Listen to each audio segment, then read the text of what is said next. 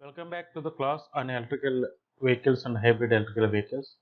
In this lecture, we are going to discuss about the sizing of a EV inverter.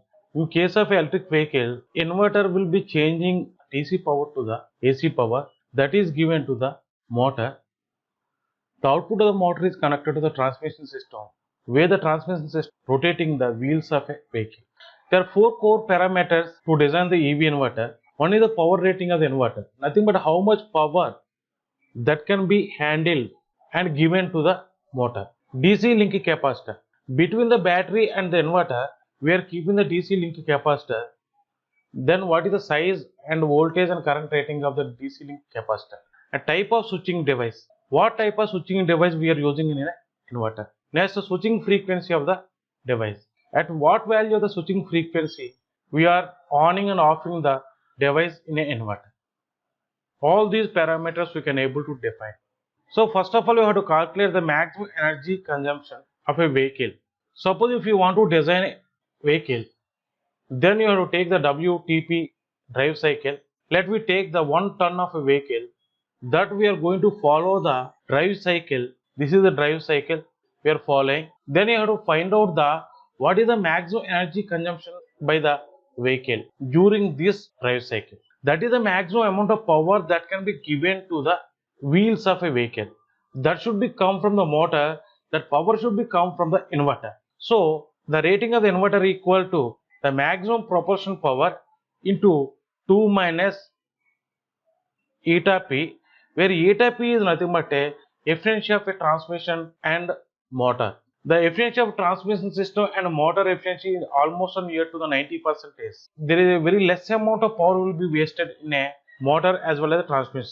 Here, the one important point what you have to remember is the size of the inverter is 60% of the DC link capacitor. So why we have to use this DC link capacitor means there are two purposes. One is it has to maintain the constant voltage to the inverter during the switching operation.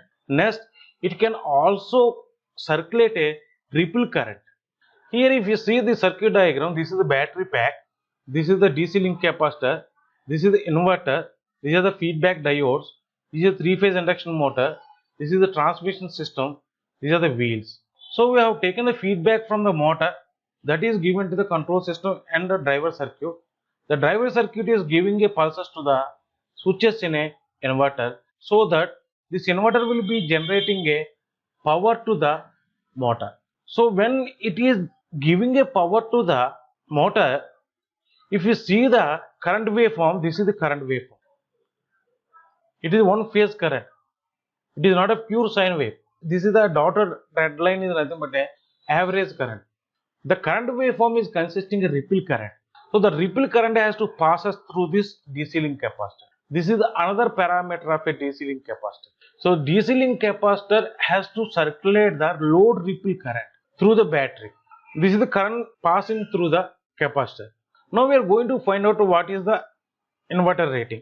Generally, if you take any 3-phase induction motor or BLDC motor, the voltage applied to the induction motor or BLDC motor or synchronous motor, as per India is concerned, we are taking the 3-phase 415 volts. So how much voltage we are giving to the motor at this point, output of the inverter? 2 times that voltage we have to take the battery pack voltage. So the thumb rule to find the DC link voltage or battery pack voltage is 830 volts. Next, the thumb rule to find the DC link capacitor current is the 1/2 times the RMS value of the motor ripple current. Suppose if you take motor current is 200 amperes, RMS value of the ripple current becomes a 100 amperes. Now these are the two parameters which are deciding the value of the capacitance voltage rating as well as the current rating of a DC link capacitor. Next, one more parameter here is what type of switch you have to use here. The switch is nothing but a power semiconductor device. There are 3 types of power semiconductor device are there. One is 2-layer device, 3-layer device and 4-layer device. 2-layer device is nothing but a diode, 3-layer device is nothing but a transistor, 4-layer device is nothing but a thyristor or thyristor family. The power capability of available power semiconductor switching device with a switching frequency. On the x-axis we have taken the switching frequency, and the y-axis we have taken the power capability of the switch. This is G2O. The power capability is very high, but the switching frequency will be lesser. If you see the BJT, the power capability will be lesser and switching frequency will be higher. DMOS also, the power capability will be lesser and switching frequency will be higher.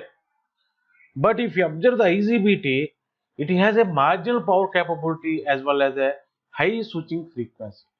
So this is the reason that in any inverter circuit, whether it is EV or a hybrid electric vehicle, we are generally using the IGBT as a switching device because it can capable of handling high power. Moreover, it can operate at a high switching frequency.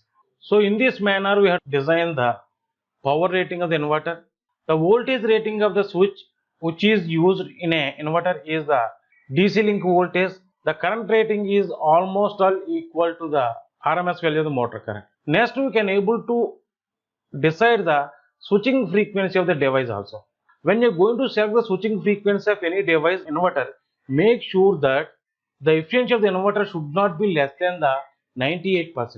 If you are operating the switches at a very high frequency, the switching losses will be increases, the efficiency of the inverter also will be decreases. That is the reason that we are selecting a switch in inverter such a way that it will be operating between the 10 to 20 kilohertz frequency. If you operate the switches in a inverter within that range means the efficiency of the inverter will be always within the 98%. Thank you very much. If you have any doubt, you can ask me directly or you can ask in the comment box of my YouTube channel so that I am always welcome to answer all your questions.